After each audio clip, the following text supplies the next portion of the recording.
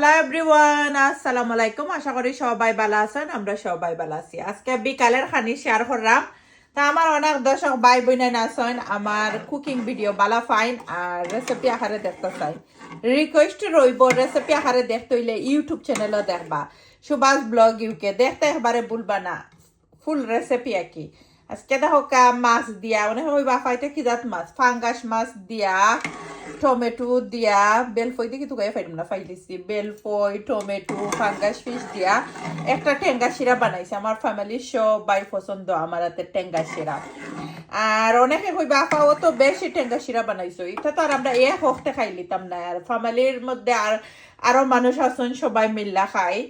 আর এখানের মধ্যে একটা সালাদ বানাইছি লাল পেঁয়াজ দিয়া। আর কিতা বানাইছি সালমন ফিশটা ফ্রাই করছি, ভর্তা বানাইতাম, বানাইছি না, জাস্ট বানাইমু। একটার মধ্যে বেরের খোল জাম ফুলা শাসি ও তারে সুন্দর হইরা আজকে একবারে ড্রাই হইরা করছি না, হালকা একটু জুল দিছি। দেখতে পারেন আমি সারিয়ানা তারা একটু ড্রাই খানি খাইতে পারেন না, তো দেখতেও পারছেন খিলা আজকে বিকালের খানির আয়োজন।